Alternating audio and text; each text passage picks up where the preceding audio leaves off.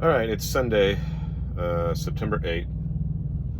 We are finishing up now this blog post from Tom Stark, who analyzes Dr. Michael Heiser's arguments for, in support of El and Yahweh being identical.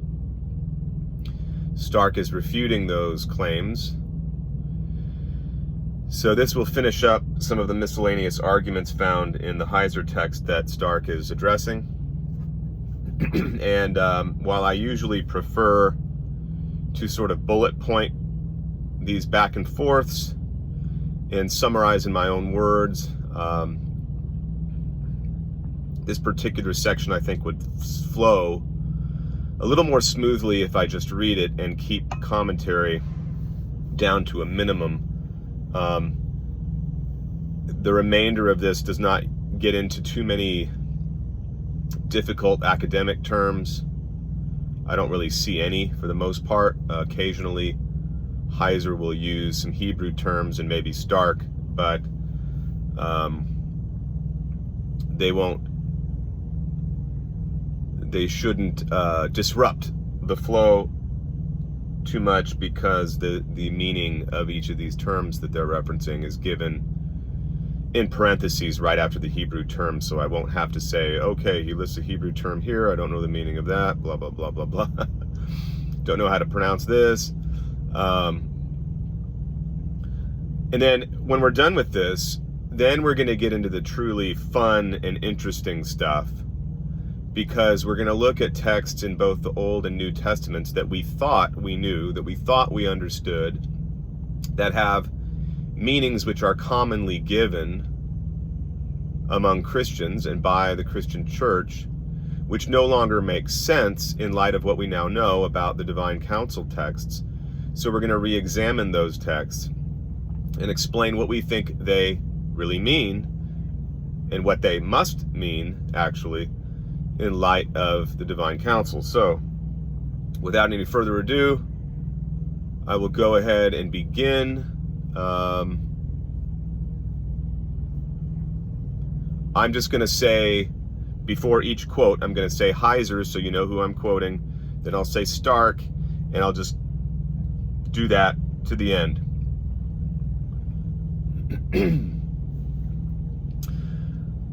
Heiser. Separating El and Yahweh in Deuteronomy 32, 8 through 9 is internally inconsistent within Deuteronomy 32 and Deuteronomy at large. This assertion is demonstrated by the two preceding verses, Deuteronomy 32, 6 through 7. Those two verses attribute no less than 5 well-recognized El epithets to Yahweh, demonstrating that the redactors who fashioned Deuteronomy recognized the union of El with Yahweh as one would expect at this point in Israel's religion. Stark. This is false.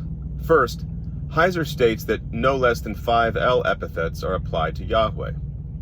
In fact, at least 2 of these supposed 5 epithets are not epithets applied to Yahweh at all. Let's look at verses 6 through 7 before we discuss the proposed El epithets. Quote, "Do you thus repay Yahweh, O foolish and senseless people?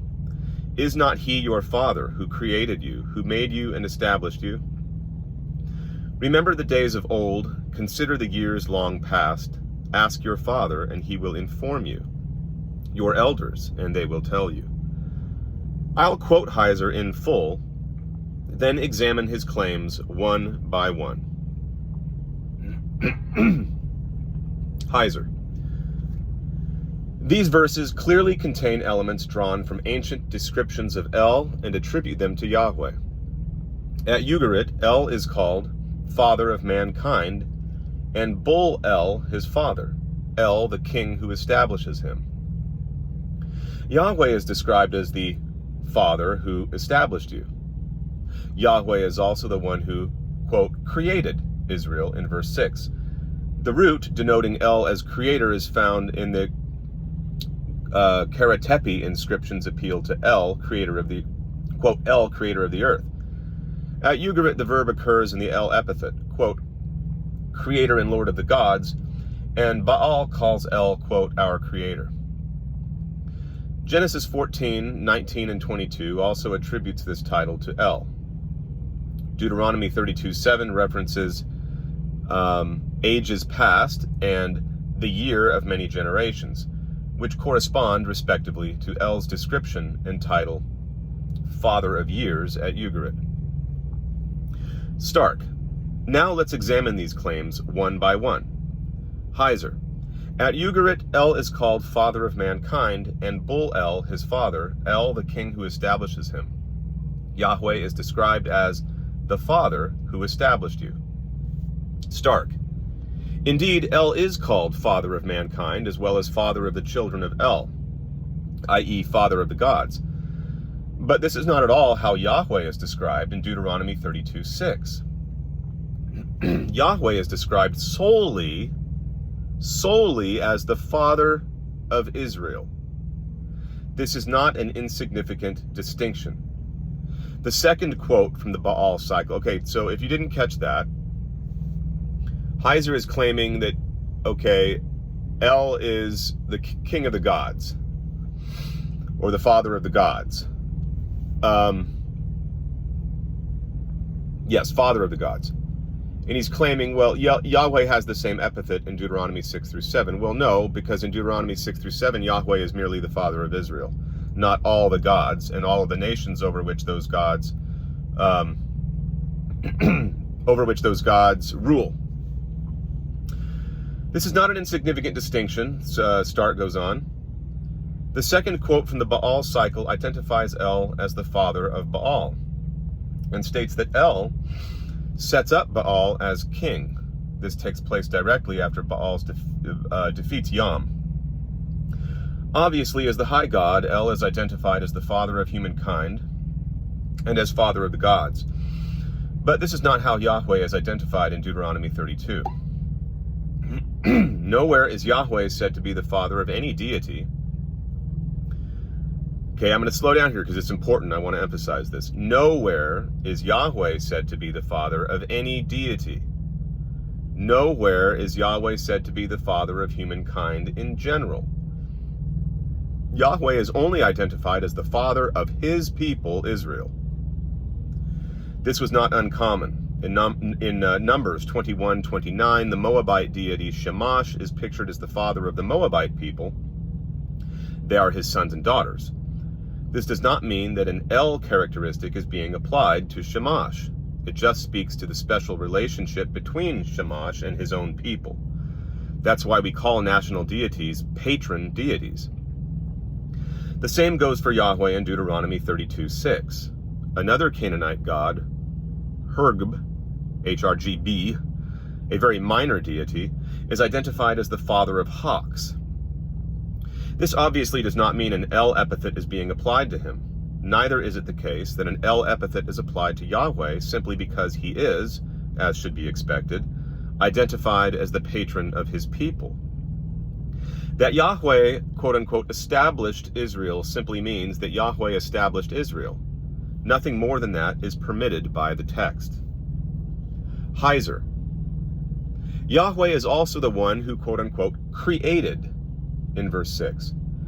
The root denoting El as creator is found in the Karatepe inscription's appeal to El, quote, El, creator of the earth. At Ugarit, the verb occurs in the El epithet, quote, creator and Lord of the gods. And Baal calls El, quote, our creator. Genesis 14, verses 19 and 22 also attributes this title to El. Stark. Once again, the distinction is obvious. El is identified as the creator of the earth and the creator of the gods. But Yahweh is identified here only as the creator of Israel. El is also described as the creator of humankind, but not so Yahweh here. The word for create, kana, can mean buy, as in purchase, get, acquire, possess, as well as create. So it may or may not need to be translated create here. That it stands in parallel to asa, to make or fashion, may indicate that it should be translated create, but the key point here is that kana does not feature here as an epithet. It is a verb describing Yahweh's action. Moreover, understand that the notion of creation in the ancient Near East has nothing to do with creation ex nihilo. The concept, that's an important point too. Let me repeat that. In the ancient Near East, the notion of creation in the ancient Near East has nothing to do with creation ex nihilo. The concept refers to shaping, fashioning, or building out of raw materials, so pre-existing matter. Thus, Yahweh fashioned Israel from Abraham up. He literally created them from Sarah's barren womb. This has nothing to do with the concept of the creation of the earth, or of humankind, or of the pantheon of gods, as with the Ugaritic El epithets. Heiser. Deuteronomy 32:7 references the, quote, ages past and, quote, the years of many generations, which correspond respectively to El's description and title, Father of Years, at Ugarit. Stark. This is entirely spurious. The references in Deuteronomy 32:7 to ages past and the years of many generations have nothing at all to do with the El epithet, Father of Years. Let's look again at verses 6. Yeah, this is really bad. I don't know how Heiser overlooked this. Let's look again at verses 6 through 7, this time continuing on to verses 8 through 9. Quote, "Do you thus repay Yahweh, O foolish and senseless people? Is not he your father who created you, who made you and established you? Remember the days of old, consider the years long past. Ask your father, and he will inform you, your elders, and they will tell you. When Elyon gave to the nations their allotted inheritances, when he divided the sons of Adam, he established the boundaries of the peoples according to the number of the sons of El. Yahweh's portion was his people, Jacob, the lot of his allotted inheritance." What is verse 7 saying? Remember the days of old, consider the years long past. Ask your father, and he will inform you, your elders, and they will tell you. There are no allusions here to any El epithets, no identification of Yahweh as a father of years, or even as aged. Verse 7 asks Israel to remember an older tradition, one the young people will have to ask their father and elders about. The old tradition says that when Elyon divided up the earth to give one nation to each of his sons as his inheritance, Yahweh's inheritance was Israel. What is the point of saying this? Well, verse 5 makes it clear. Israel is not being faithful to Yahweh. Verses 16 through 17 expound on this. Israel was ungrateful to Yahweh and decided to go after other gods, despite how well Yahweh had treated them. The point of verses 8 through 9 is to remind Israel that according to their own traditions, Israel belonged to Yahweh. Israel was Yahweh's inheritance. They thus had no business looking to other gods for support. The world was rightly ordered by Elyon, and according to the divinely established world order, Israel belonged to Yahweh. Other people belonged to other gods, but Israel belonged to Yahweh. By worshiping other gods, Israel was kicking against the divinely established world order. Thus, verse 7 has nothing to do with any El epithet. It simply and quite clearly asks Israel to recall an older tradition, one the young people might not know about, which may explain their unfaithfulness. And as we have seen, none of the other attempts of Heiser to find El epithets in verse 6 have been successful. They are at best incredibly tenuous connections, but what they really highlight is the great difference between El and Yahweh. El is the father and creator of the gods, of the earth, and of humankind. And this makes perfect sense of Elyon's function in Deuteronomy 32, 8 through 9. But in Deuteronomy 32, Yahweh is only ever identified as father and fashioner of his own allotted people, Israel. This is how all patron deities were understood.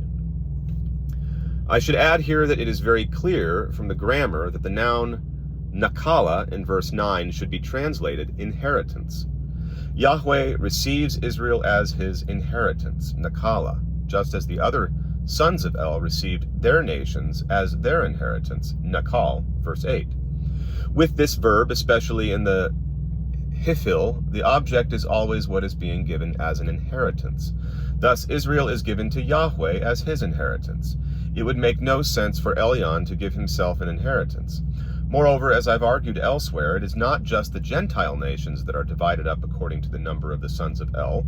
It is all of humankind, i.e., the sons of Adam. This clearly includes Israel. And the sons of Adam are not divided up according to the number of the sons of El plus one, i.e., plus Elyon. They are divided up, according to the text, solely according to the number of the sons of El. Thus, that Yahweh receives Israel as his inheritance makes Yahweh one of the sons of El, mentioned in verse 8. Any other construal of the text would constitute its rewriting. Heiser. Since the El epithets of Deuteronomy 32, 6-7 are well known to scholars of Israelite religion, those who argue that Yahweh and El are separate deities in Deuteronomy 32, 8-9 are left to explain why the redactor of verses 6-7 would unite Yahweh and El, and in the next stroke separate them. This is just really bad. Heiser is normally not so sloppy.